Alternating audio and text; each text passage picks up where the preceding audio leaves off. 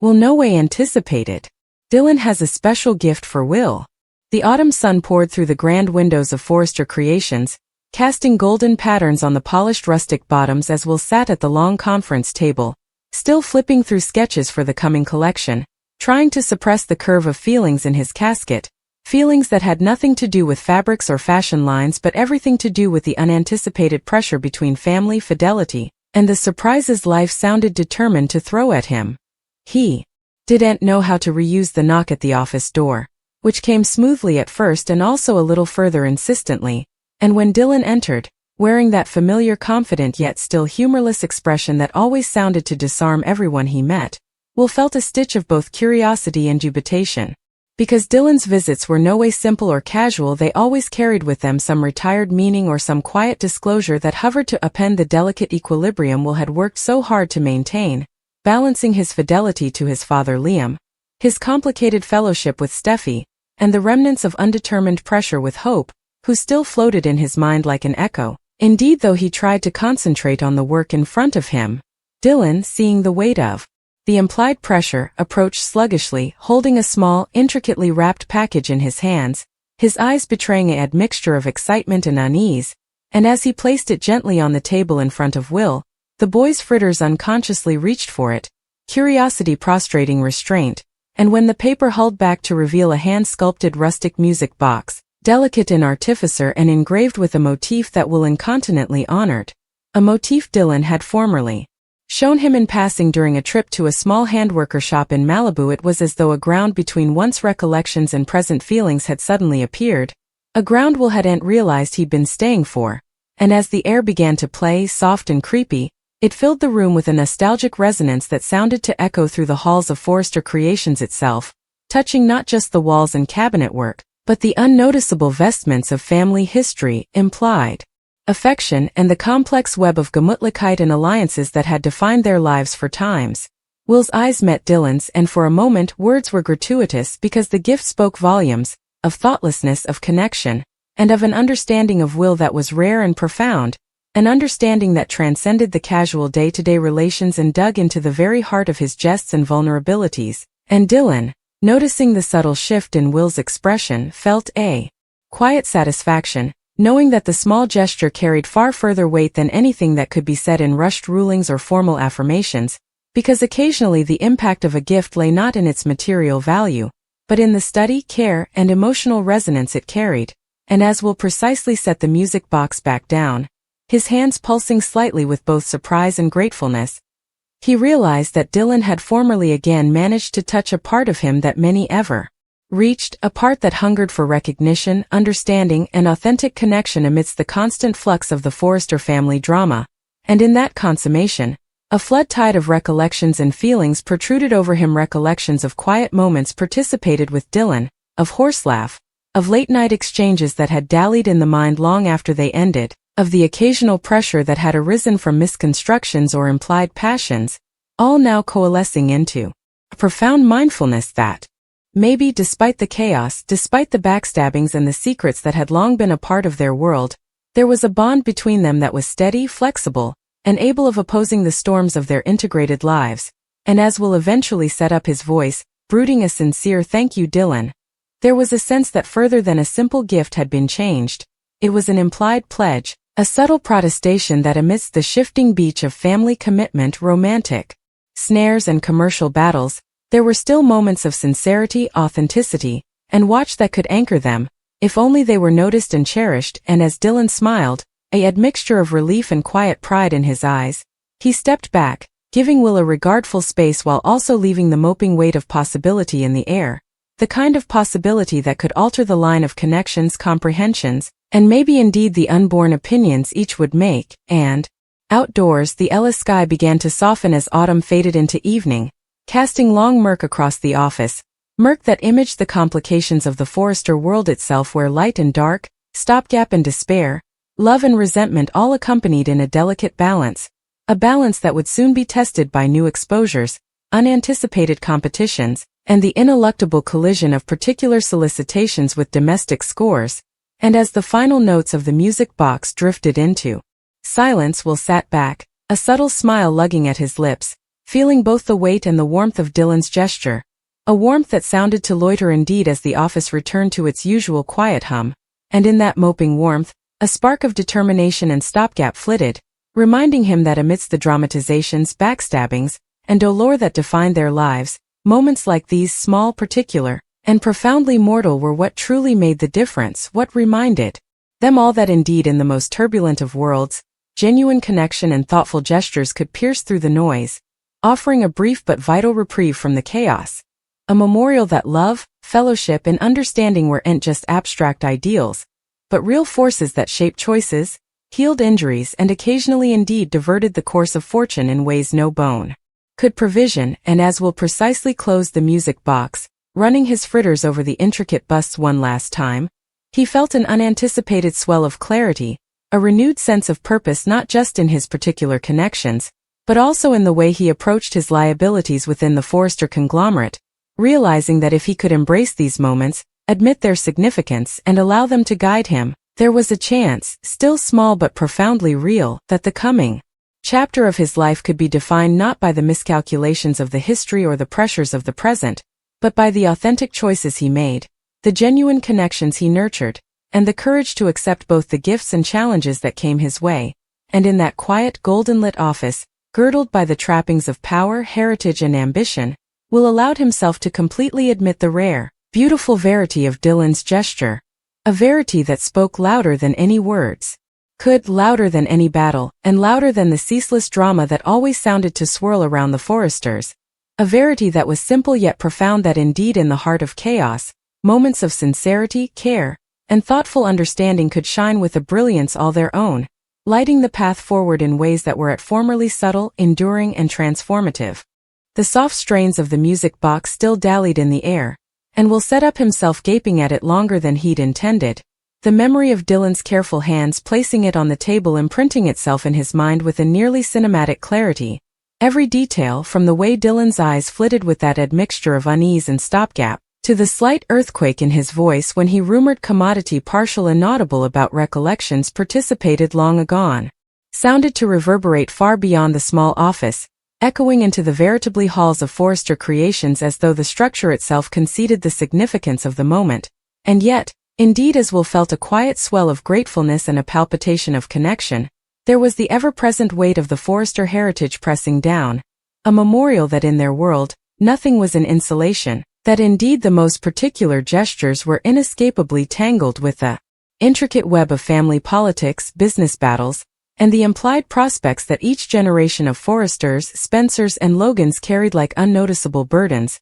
And as he turned slightly in his president, his aspect fell on the framed snap of his father Liam in the corner, the man whose prospects and presence, however frequently unseen, shaped much of Will's opinions and sense of tone, and he felt a stitch of conflict, how to recognize the sincerity of Dylan's gift without betraying the trust and fidelity he owed to Liam, and maybe indeed Steffi, whose recent enterprises about the subtle shifts in Will's attention had been delivered with the softest of warnings, pigmented with solicitude and that quiet, nearly inappreciable anguish that came from knowing someone you loved might be walking a path you couldn't follow or cover them from. And the more Will considered it, the more he realized that Dylan's gesture, so small in size but immense in meaning, had opened a door that maybe he'd unconsciously kept closed for too long, a door that allowed vulnerability, genuine emotion, and honest recognition into the occasionally cold, advised world of family business and particular ambition. And as he sat there,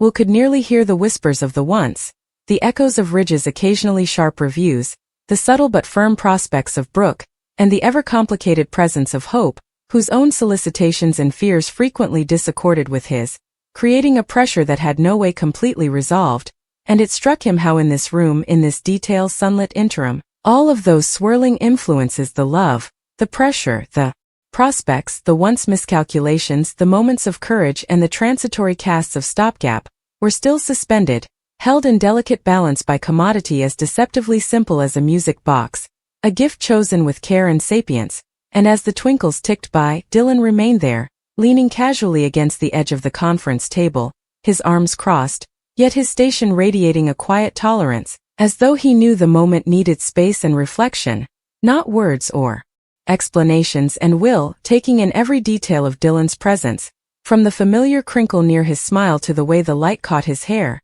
felt in mindfulness bloom inside him that this was a gesture that transcended bare fellowship, that it spoke to trust, thoughtlessness, and maybe indeed implied understanding that was between them longer than either might admit, a silent language of empathy and attention that needed no words to convey its depth. And as Will's fritters dallied over the sculpted wood formerly more, tracing the angles of the intricate design, he felt the subtle pull of emotion, the kind that couldn't be accounted or dismissed, the kind that occasionally demanded action, reflection, or acknowledgement, and he realized that he could no longer categorize Dylan into orders of supporter, friend, or casual companion. In that moment, Dylan was as a figure who had entered layers of tone, protection, and anticipation that Will had erected up. Over times, a figure whose gesture, small yet profound, demanded recognition and response, and yet, as much as he wanted to express the gratefulness and connection he felt, there was the turnabout of concern, because Forrester Creations was no way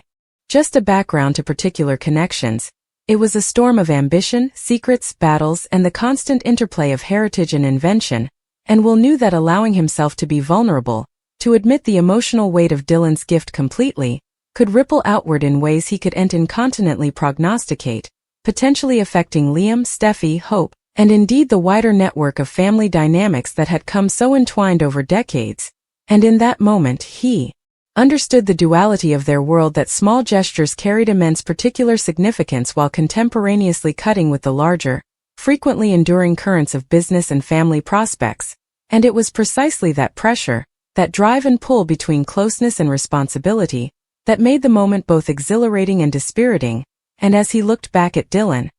he saw a reflection of analogous mindfulness in the other man's eyes, a quiet confidence mingled with careful consideration, as though Dylan too understood the stakes, the counter-accusations, and the subtle, fragile power of a sincere gesture in a world that infrequently allowed for similar clarity, and in that participated, nearly wordless recognition, a new dimension of trust and understanding began to solidify, one that promised to impact not only their immediate relations but the line of their connections, alliances, and particular growth in ways neither could completely prognosticate. And as the late autumn strengthened into the rich orange gleam of evening, the office was filled with long shifting murk that sounded to stretch across the cabinetwork, the walls, and indeed the framed prints of former Forrester generations, echoing the pressure between history and the present, tradition and invention, particular desire and domestic duty, and Will felt the full graveness of those murk pressing smoothly upon him. A memorial that, while the moment was particular and intimate, it was also thick from the broader narrative of the Forrester heritage, a heritage defined by high stakes, passionate persuasions, and the ceaseless interplay of love, ambition, treason, and conciliation. And as Dylan eventually broke the silence with a quiet, "I allowed, you might like it," Will felt the simple words carry further weight than any formal protestation could, embodying acknowledgement, care, and the subtle courage needed to offer a piece of oneself actually and without reservation in a world that frequently demanded heedfulness. And Will, feeling the warmth and resonance of the gift consolidate, realized that this careful, deliberate act of kindness and thoughtlessness was not just about the music box, or indeed the immediate moment, but about the capacity for genuine connection, for vulnerability, for trust in an environment that infrequently encouraged it. And in that consummation, he understood that the ripple goods would extend far beyond the room, impacting choices, relations, and emotional geographies in ways that might not come apparent until weeks or months laterally. And yet, despite the query, he felt a swell of gratefulness and purpose, a determination to recognize the gesture, to nurture the arising understanding, and to allow this rare, delicate moment of authenticity to shape his conduct and opinions, both particular and professional, with a newfound clarity. And as Dylan eventually turned toward the door, breaking briefly to regard back with that unmistakable admixture of anticipation and consolation, Will allowed himself a small, private smile, a recognition that, in the midst of the grim drama, conspiracy, and pressure that defined their lives, moments like this, simple, sincere, and profoundly mortal, were worth cherishing, because they reminded him that beyond the scores, the battles, and the endless computations of family politics, there was still space for connection, care, and the subtle, enduring power of thoughtlessness. And as the sun dipped lower, painting the office with warm tinges that sounded to inoculate every face with quiet significance, Will felt the presence of that gift, and of Dylan's intentions,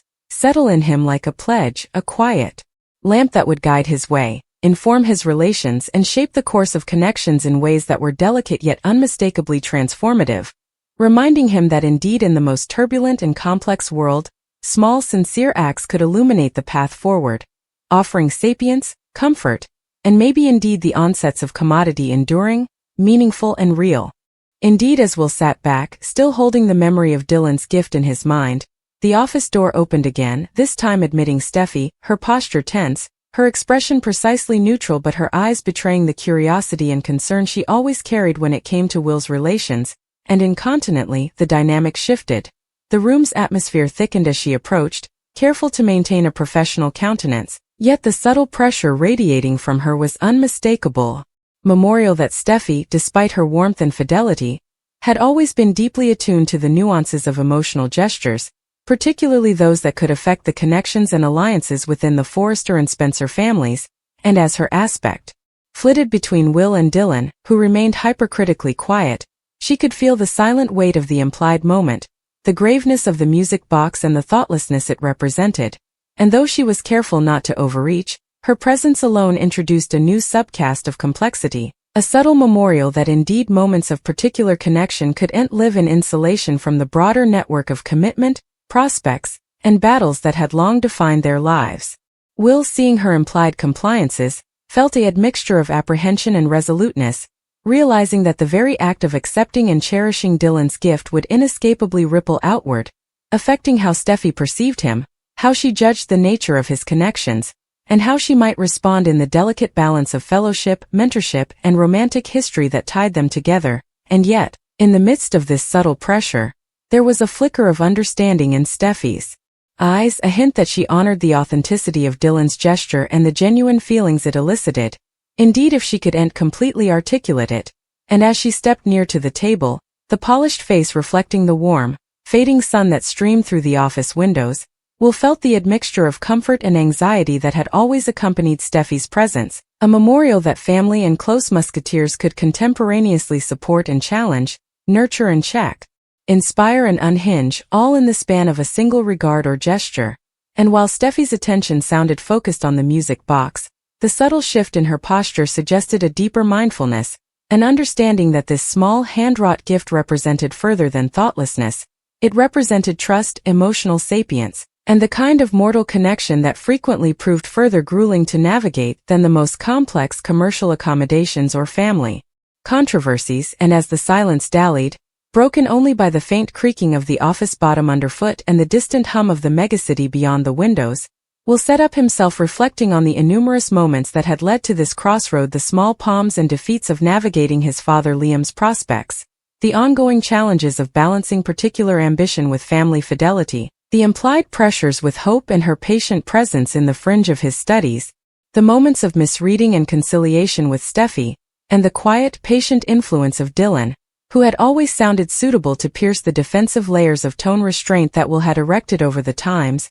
offering gestures and perceptivity that reverberated with a nearly uncanny perfection. And as he considered the delicate web of influence, affection and obligation that girdled him, Will realized that the music box was further than a simple gift. It was a catalyst, a glass reflecting the intricate interplay of love, fidelity, ambition and vulnerability that defined the lives of everyone connected to the Forresters and Spencers. And indeed, as he conceded the weight of that consummation, he felt the subtle exhilaration of expectation, the sense that the moment had set in stir a chain of events and reflections that could review connections, challenge hypotheticals, and illuminate trueness that had preliminarily been obscured by the grim pace of their integrated lives. And Dylan, standing with quiet tolerance, sounded to smell the internal process unfolding within Will, fating that the true impact of his gesture would not be immediate but would unfold gradationally, through reflection, discussion, and subtle changes in jest and perception. And there was a quiet satisfaction in that mindfulness, a knowledge that occasionally the most important influences weren't those that demanded immediate response, but those that dallied, reverberating through moments of soul-searching and small, consequential opinions, shaping relations and choices in ways that were nearly inappreciable yet profoundly significant over time. And as Steffi eventually spoke, her voice measured yet